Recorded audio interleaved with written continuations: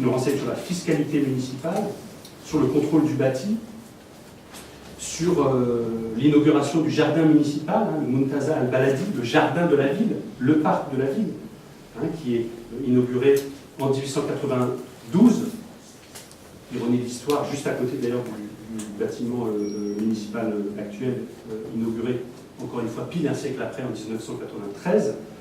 Jardin municipal qui comporte un kiosque à musique, une cafétéria, qui s'appelle le café Bénédier, le café de la mairie. Voilà, donc une histoire municipale qui rapproche d'un coup Jérusalem, bien des grandes villes que l'on connaît à cette même époque. Et puis, archives municipales qui nous renseignent sur l'inauguration en 1896 du nouveau bâtiment de la municipalité, donc que vous voyez ici, qui est construit en face de la porte de Jaffa. Alors on a un débat avec Georges. Georges dit toujours que c'est un bâtiment ridiculement petit. C'est vrai que c'est pas l'hôtel de ville de Paris, mais en même temps, vous savez que les bâtiments municipaux sont, enfin voilà, les pouvoirs centraux se méfient aussi des trop grands hôtels de ville. Mais voilà, on avait quand même un bâtiment municipal qui est tout neuf, qui est construit juste en face de la porte de Jaffa, donc qui est vraiment dans la partie, évidemment aujourd'hui, qui a disparu, parce que c'est un bâtiment qui se retrouve exactement dans le no man's land de 49-67. On voit les dernières photos de ce bâtiment sur les photos de 1968, juste avant que vraiment ce terrain soit complètement dégagé. Il est ici, en saillie. Juste en face, évidemment, le bâtiment municipal qui est construit juste en face de la tour de l'horloge. Je conclus.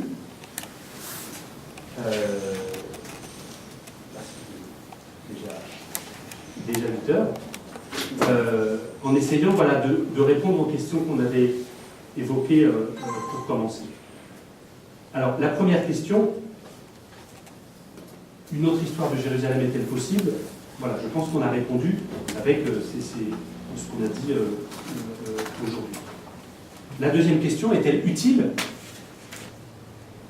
Ça, c'est une autre... oui, c'est une autre histoire. Qu'est-ce qu'une autre appréhension du passé de Jérusalem peut changer ou pourrait changer de l'appréhension de son présent et de son avenir? Alors là, voilà, c'est là que l'historien doit, à mon avis, lâcher son discours et lâcher son livre. Et puis, c'est pas évidemment un historien, c'est évidemment tout un collectif. J'ai dans l'idée, et je relis Ricoeur, que les promesses non tenues du passé constituent effectivement une réserve de sens non réalisée. C'est une conviction que j'applique particulièrement à Jérusalem. Et cette conviction, elle est assise, je termine là-dessus, sur la fréquentation de ces grandes figures de l'histoire de Jérusalem à la fin du 19e et au début du 20e siècle, qu'on connaît. Fréquentation vraiment historienne, c'est-à-dire on va lire, on va essayer d'écouter, de prêter une oreille attentive à ce que nous disaient ces grandes figures, y compris dans un moment d'incertitude. Et on va se rendre compte qu'ils sont justement dans l'incertitude, dans les postures identitaires parfois contradictoires. Eliezer Ben Yehuda, le Ben Yehuda, qui va devenir un des piliers du projet national sioniste, puisque c'est celui qui va armer le sionisme d'une langue, c'est celui qui va recréer l'hébreu. Quand il arrive à Jérusalem en 1881, c'est lui qui raconte cette arrivée. Il écrit « Je parcourus la distance qui séparait la porte de Jaffa de l'esplanade du Temple dans une indifférence presque totale, comme si je me promenais dans les rues d'une quelconque ville du monde. Le réel, le concret, le voici, les citoyens du pays, c'était eux, ceux qui y habitaient. » Il parle bien sûr des Arabes qu'il croise sur son chemin. Cette phrase est étonnante, venant de la part de quelqu'un qui est pétri de culture religieuse, qui est un authentique sioniste, c'est-à-dire que ce n'est pas un immigrant économique. Il y a tout un discours quand il part, il quitte la Russie, via Paris, il y arrive, c'est vraiment un tout premier sioniste. Il arrive dans un projet de construction nationale. national, il arrive à Jérusalem, pas au milieu du Negev ou quoi, et il dit « Je suis totalement indifférent, et en plus, je me sens comme un étranger, et les citoyens du pays, c'est eux. » Donc, relire Ben Yehuda pour se rendre compte que, effectivement, les positions des acteurs sont mobiles, ne sont pas innées, mais sont construites ensuite, voilà, par un engagement, par Ben Yehuda va prendre la direction d'un certain nombre de grands journaux hébraeophones à Jérusalem, va devenir un grand notable de Jérusalem, et puis va intégrer Jérusalem, évidemment, dans son projet national. Mais sa rencontre avec Jérusalem n'est pas immédiatement celle qu'on pourrait imaginer. Deuxième figure que je voudrais évoquer, Youssouf Zia al-Khalidi, ce que les sources occidentales appellent Joseph Khalidi, arrière-grand-oncle de Walid et Rachid Khalidi, évidemment, la grande dynastie, en 1899, écrit à Théodore Herzl par l'intermédiaire du grand rabbin de France, Albert Kahn. Cette lettre est connue, sauf que on ne cite toujours que la dernière phrase de cette lettre, qui est évidemment très emblématique, qui est « Au nom de Dieu, laissez tranquille la Palestine ». 1899, Khalidi à Herzl. Donc évidemment, c'est superbe. On a là, on va dire, pratiquement l'acte fondateur de la réaction arabe antisioniste. Et en plus, 1899, on est 18 mois après le congrès de Bâle. Donc, voilà, on se rend compte qu'évidemment, les nationalistes arabes sont sensibles, sont sensibilisés à la problématique sioniste, y compris à Jérusalem. Mais on ne cite pas le début de la lettre de Khalidi. Il parle de l'idéologie sioniste. Et il écrit « L'idée en elle-même n'est que toute naturelle, belle et juste. Qui peut contester les droits des Juifs sur la Palestine? Mon Dieu, historiquement, c'est bien votre pays. Quel spectacle merveilleux ce serait si les Juifs si doués étaient de nouveau reconstitués en une nation indépendante, respectée, heureuse. » Donc voilà, Khalidi, il est aussi, lui, dans cette incertitude de l'avenir, et donc il est dans une espèce de négociation, de transaction avec le mouvement national qu'il voit poindre, et il cherche à dialoguer, à échanger, à l'époque avec Herzl, directement, mais vous voyez, dans des termes qui ne sont pas forcément ceux auxquels on s'attend. Troisième et dernier exemple, je terminerai là-dessus, Albert Antebi, directeur de l'école de l'Alliance israélite universelle, grand bâtiment, on va au marché de Mahmoud Yehuda, grand bâtiment abandonné au milieu du parc.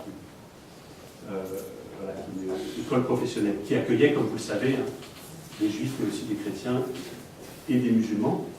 Ce qui lui a été d'ailleurs ensuite reproché par sa hiérarchie, ce qui l'a conduit à démissionner en 1912. Albert Antebi, c'est connu, s'affirme très ouvertement antisioniste, et syrien d'origine, juif syrien, considère que c'est une idéologie dangereuse, et en particulier pour Jérusalem. C'est pour ça que cette citation m'intéresse. Il écrit donc là directement à sa hiérarchie, au président de l'Alliance israélite universelle à Paris, et il lui écrit « Vous savez que je ne suis pas sioniste. Placé à Jérusalem depuis plus de 3 ans, je peux mesurer l'étendue du mal fait par cette campagne néfaste au judaïsme. J'estime Jérusalem pour son passé historique, mais je ne crois pas à son avenir pour notre nation. » Toujours pareil, on peut sourire à la lecture de cette phrase. Et en même temps, il faut y prêter attention parce que sans doute, par cette erreur, Antebi fait une erreur, il fait un pari complètement raté, mais cette erreur nous dit sans doute quelque chose de la vérité de la Jérusalem de 1900 dans laquelle vit Antebi. C'est tout ce paradoxe, c'est construire une histoire vraie, y compris l'histoire des erreurs des acteurs de l'histoire. Je vous remercie.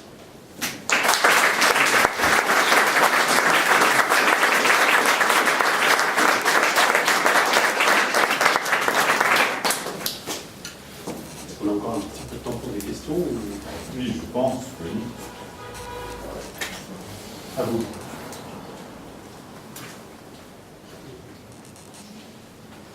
Questions, remarques.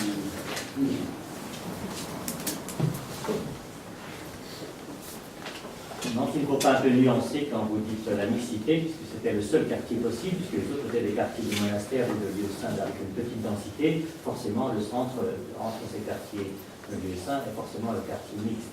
De là à dire que le quartier du Cénacle, qui est une propriété franciscaine, une chapelle franciscaine dans laquelle les Ottomans ont vu un trésor de David qu'ils ont cherché, qu'ils n'ont jamais trouvé, que les Juifs ont pris après comme une chapelle pour eux ou une espèce de pour eux, c'est évidemment non pas une mixité, mais une succession d'occupations du lieu franciscain.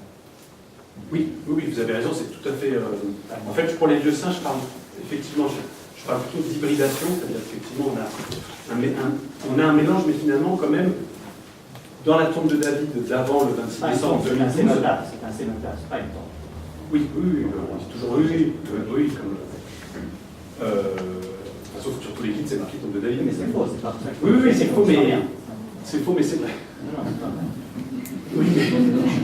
C'est sûr que c'est comme ça que tout le monde cite la tombe de David. Voilà. J'avais corrigé plusieurs fois dans ce qui est d'Omar en Dôme du Rocher, vous pouvez corriger tombe en cénotaphe. Oui, non, mais vous avez entièrement raison sur la vérité historique, vous avez entièrement raison.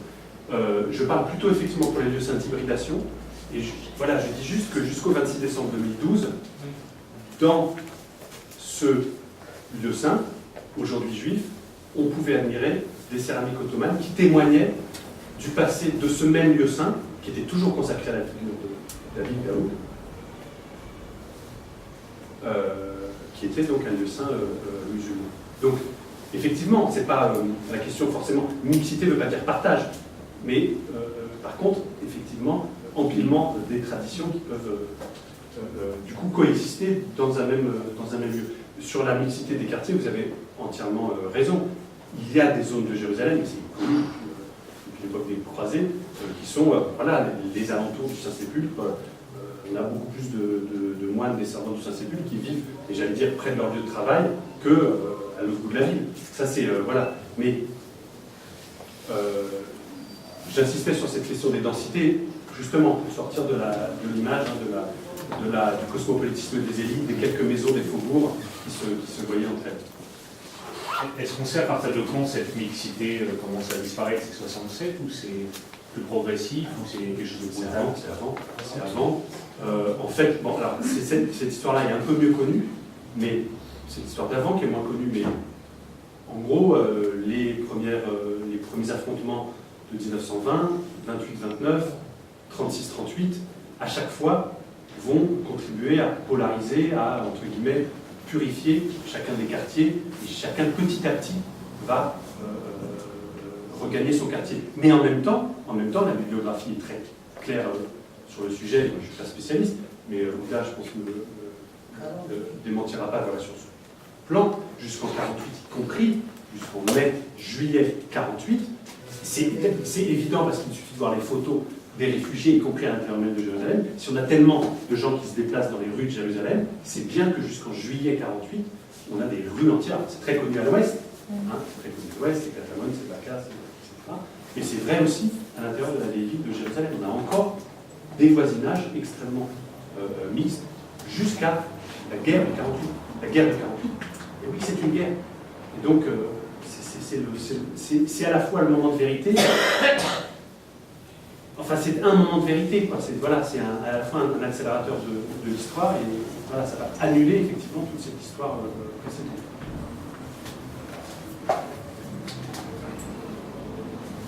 I'll speak in English. Yeah, I mean, as you know, I've spent 40-50 years in the study of Jerusalem in archives and libraries, and of course it's my city. And I don't want to pass judgment on Jerusalem. That paralyzes me, you know. Now, in 1986, I found 800 pictures about the First World War, and it was difficult to identify. And then I completed, in 3 or 4 years during the First Intifada, everywhere in Palestine, about 200 or 300 interviews about the First World War. Now it has taken me 30 years. I have not yet written my book because I'm very hesitant to pass judgment. You know. I think here you have overwhelmed us. I mean, we have been thinking about Jerusalem, but now you have given us more material for reflection on a coffee.